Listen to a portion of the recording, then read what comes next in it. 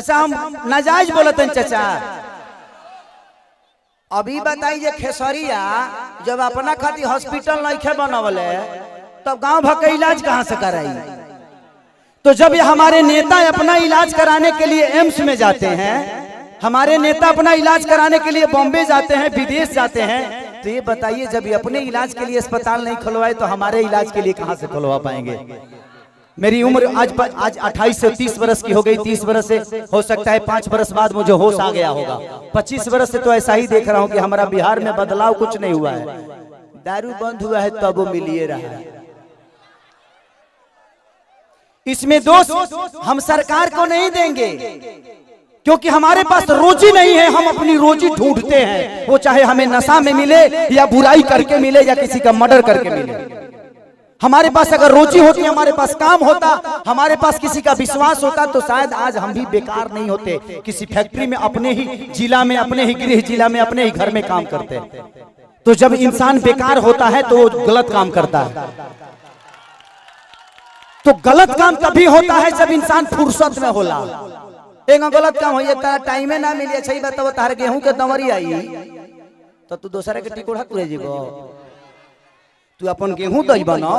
तो जब हमारे पास अपना वर्क होता, हमारे पास फैक्ट्रियां होती, तो आज हमारे भी घर की औरतें अपने पति के साथ रहती। ये अपने पति के लिए तरसती नहीं कि होली में आएंगे तो दीपावली में आएंगे।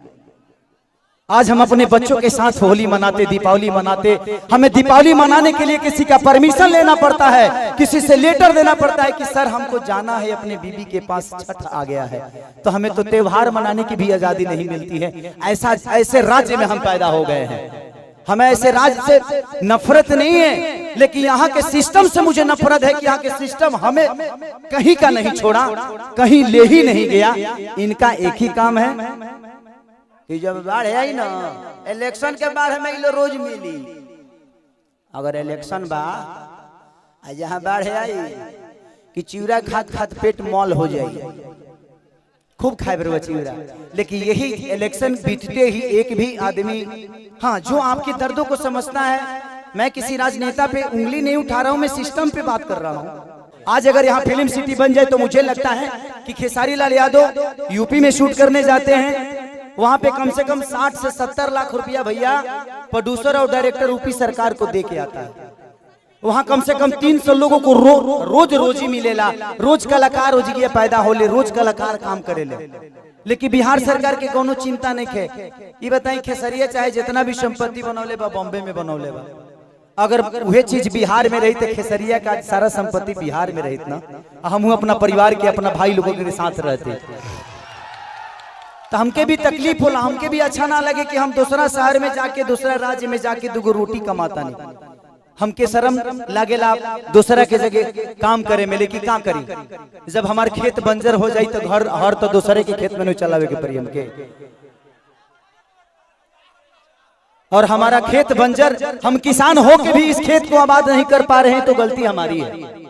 गलती हमारी ये है कि हम जब इलेक्शन आता है तो खाली 2 फ्रूटी पियला के बाद तुरंत बटन दूसरा जगह चल जाता है।